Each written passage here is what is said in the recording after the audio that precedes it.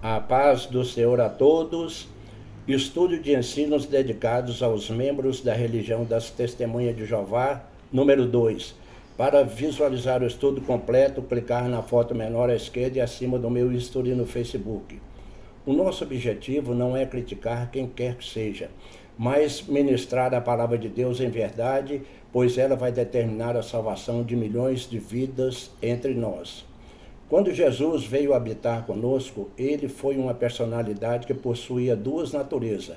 A natureza humana, que durou apenas 33 anos, e há mais de 2000 anos, a natureza humana de Jesus deixou de existir com a sua morte na cruz do Calvário, e a natureza divina, que é eterna.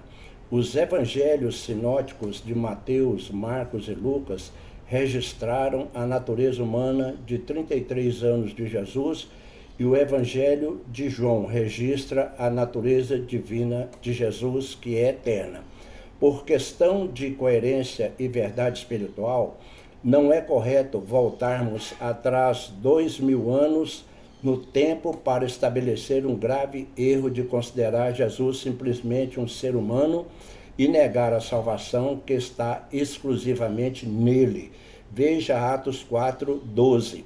Há mais de 2000 anos, Jesus deixou a sua natureza humana e reassumiu a sua natureza divina, que possuía desde a eternidade, desde o princípio, e hoje ele está no céu, no trono de Deus, à direita de Deus Pai. Marcos 16:19. De fato, o Senhor Jesus, depois de lhes ter falado, foi recebido no céu e assentou-se à destra de Deus. Vejamos as consequências do pecado de Adão. Romanos 5:12.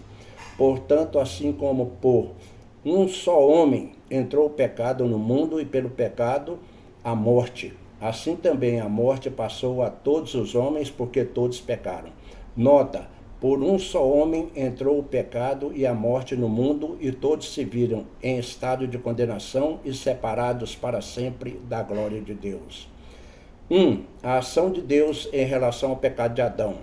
Deus teve compaixão, doou o seu único filho para pagar com a sua vida o preço daquele pecado para a salvação da humanidade. João 3:16 e 17. Porque Deus amou ao mundo de tal maneira que deu seu Filho unigênito, para que todo o que nele crê não pereça, mas tenha vida eterna.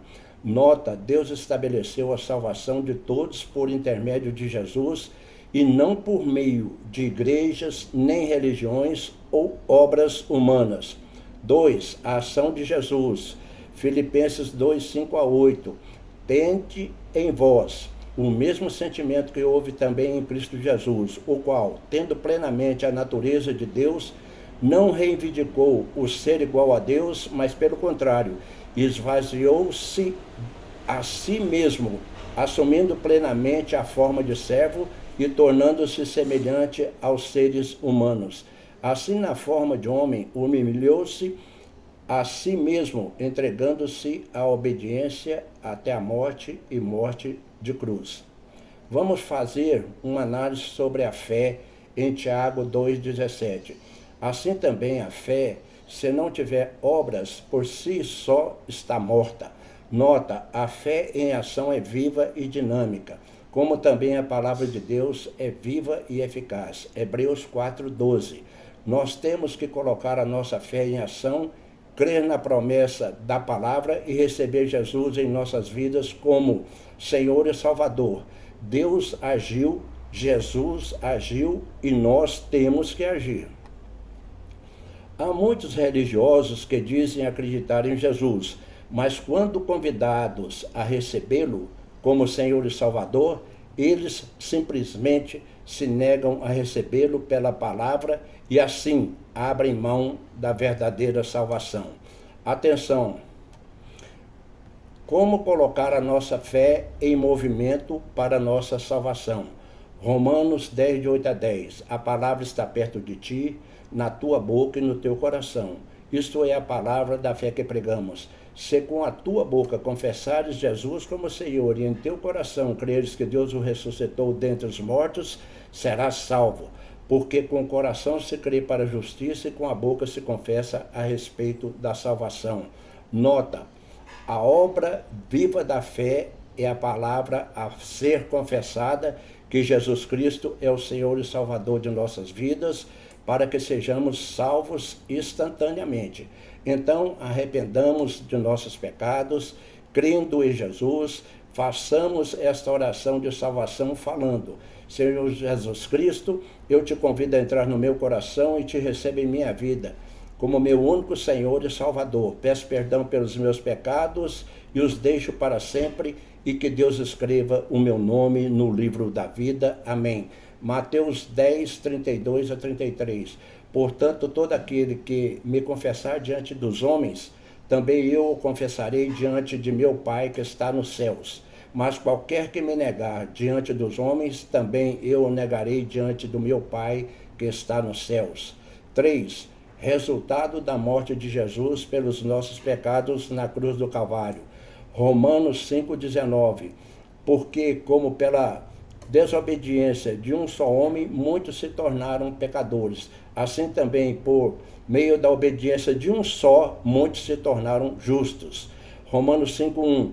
Justificados, pois, mediante a fé, temos paz com Deus por meio de nosso Senhor Jesus Cristo. Nota: Jesus morreu a nossa morte de pecados para que tenhamos vida com a sua salvação. Jesus, como homem, morreu a morte que tinha total domínio sobre a humanidade e nos isentou da culpa e nos justificou, tornando a humanidade justa diante de Deus, com remoção da parede de separação entre nós e Deus. 4. Com Jesus Cristo nós não entraremos em juízo. João 5,24. Não seremos julgados. João 5, 3, 18 e 19. Não seremos condenados. Romanos 8,1. E por fim, pela obediência à palavra, seremos livres da grande tribulação. Apocalipse 3,10. Sejamos salvos em Cristo Jesus e façamos orações diárias, com diários pedidos de perdão pelos nossos pecados, e sejamos puros. Temos que ir para a eternidade com o templo do Espírito Santo livre de pecados, em pureza e santidade. Graça e paz para todos.